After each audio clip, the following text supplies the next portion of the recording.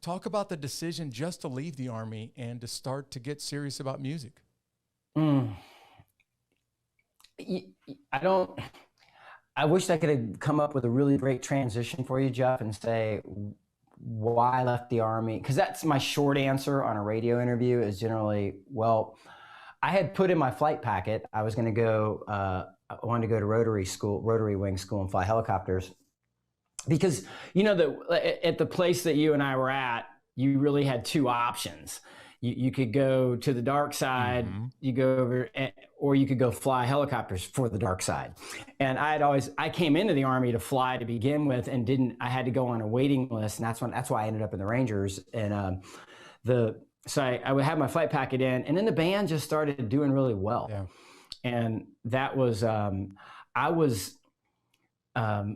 my heart and my headspace were not right around 97, 3 years after you and I were in Mogadishu. And I realized that I was hanging around, in all honesty, I realized I was hanging around the Army just waiting to go back to combat.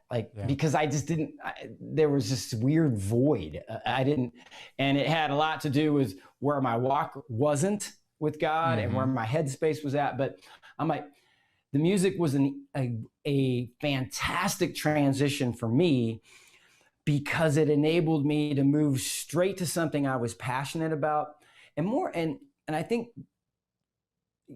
the hundreds of hours of counseling that I've done to come to realize is that when I went to music, Jeff, it was a safe place for me because I owned the stage.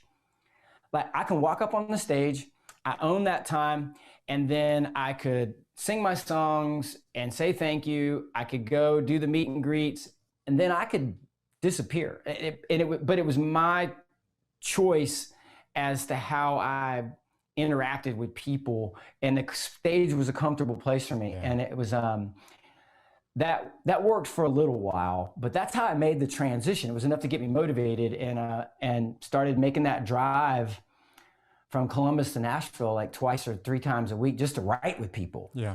And that was kind of the end. You start writing good songs with really good songwriters, and then they, like Billy Montana, you guys have met him, and Billy was one of the first people I wrote with. And then they start introducing you to folks, and then they start sending you around, and all of a sudden you're sitting there at Cracker Barrel one day in Nashville, and the Brent and Diana, who own a publishing company, we want to give you a publishing deal. And I'm like, what does that mean? Well, we want you to write songs for us, and we're going to pay you to do it. Wow, sold. Wow, where do I sign? Yeah. It's like it was just a great transition for me.